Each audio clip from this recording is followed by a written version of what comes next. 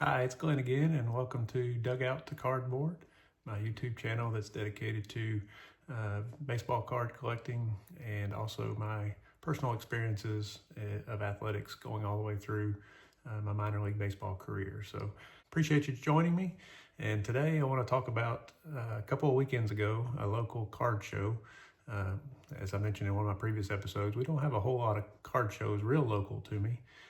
So this one was just 15-20 minutes down the road and was very excited to go to it. So I want to tell you a story about my pickup, show you some cards from that day, and also really talk about the best find I found all day. So I'll give you a little tease here, and you'll have to wait till the end to kind of see what I obtained. But it was a Hall of Fame rookie card that I didn't have yet. I was very excited to get, and I'll walk you through what transpired that day and how I came about walking away with a Hall of Fame rookie card. All right, so again, this was just my second card show that I'd gone to since I've been back in the hobby. We had another fairly local one here back in July that I went to, and this one was in October. So just my second card show that I've been to since returning to the hobby. And I had a good plan of attack for this one. One of my favorite things to do is look through the singles boxes and see what kind of great cards I can find there. Dime, quarter, dollar cards, whatever the case might be. So as soon as I showed up, I did a quick walk around just to kind of look where the vintage tables were. I will say this, there was a lot of Pokemon and Magic cards in booths, and big crowds around them too. So feels like that industry in the card collecting hobby is definitely huge as well. But I found quite a few vintage tables as I walked around, and I was specifically eyeing people that had boxes of vintage to flip through, and found a few of those. So spent 2 or 3 hours just walking around looking at cards, cycling through some of the singles boxes, and show you a couple of cards I picked up from one dealer. Let me flip it around and I'll show you those. Here's 3 cards. I got more than this, but just 3 to highlight from singles boxes for vintage. I got a 1961 Jim Cott. I've gotten his rookie already. Actually, his rookie is the oldest rookie card that I have of a Hall of Famer, 1960, but this is his second year. Pulled that out of a singles box. Very good deal, and Hall of Fame second year card. 1969 Juan Marichal. This is his oldest card. I take that back. I have a 1968 Marichal, sorry. Just obtained it in one of the mail days that you'll see as I post those. But this is 1969 Juan Marichal. And next one was a card. I did not have any cards of this player, so I was tickled to find one that was very reasonable. 1962 Stan Musial. Stan the Man. And did not have any of his cards leading up to this card show. So found this one, I think, only $5 card, if I remember right. Bought 3 or 4, I think, and paid 20 bucks for all 4. So I think, $5 a card. Again, 1962, getting back there in age as far as my collection is concerned. I don't have too many 50s cards. Got a handful, but the early 62 top set is one of those iconic sets. Everybody recognizes when they see them if you're in the hobby for any amount of time. So excited to pick that one up. So picked up a few cards here and there, but then the very last, 30 minutes that I was going to be there, I found a vintage table with a box of 1978 and 1973 tops. They weren't protected by any means. They weren't in top loaders. They weren't in sleeves. So it was just raw. Unprotected box with 1973 filling up about half, 1978 filling up the other half, and they weren't labeled for prices. So not being protected, not labeled for prices, I just dove in to see what was in the boxes, and I found out that they were in numerical order. So somebody done a lot of good hard work to put those cards in numerical order, and I went through the 1978 section first, and the cards were just in great condition. I mean, I've got a lot of 1978's cards, but they aren't in too good a condition since we used and played with them and tossed them around, trading them with people all the time back in the 80s. So my 78 Hall of Fame cards aren't in the greatest conditions, but these were just immaculate. So that caught my eye right away. And as I started flipping through the 1978s, I was seeing basically everybody. All the stars were still in there. All the Hall of Famers were still in there. So I just started, throwing, one of each Hall of Famer, one of each star over into a pile that I was hoping to get for a pretty good price. And let me share a few of those cards with you here. So the 78 sets, I said, singles were in numerical order. Here's just some examples. Reggie Jackson. Again, they were all there. Reggie Jackson, Thurman Munson. This was a card I didn't have, actually, so I was happy to see this one. And I think I must have been going through the numerical sequence backwards, because I got to the I was thinking Thurman wasn't going to be in there. I didn't remember what number his card was, but about the last stack I pulled out, going from highest numbers down to lowest numbers, this one showed up. So I was excited to get one I didn't have. But I got a few that I already had duplicates of, because again, it was such a great, I threw them out just on a pile that I was going to talk to the guy about how much he was going to charge me for each of these cards. But here's the Nolan Ryan in wonderful condition. George Brett. And then one more card that I didn't have yet. And even though this is not the tease I did at the beginning, these are Hall of Fame rookie cards. This is one of those 4-panel cards.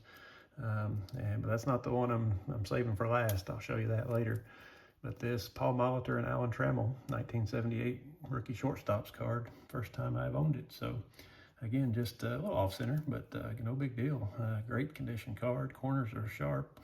A lot of ink problems with this, especially this card. It seems like I've been looking for it on eBay. A lot of the cards have ink spots on the front. This one happened to have some on the back, so none on the front. So I jumped on that and tossed it out into the pile.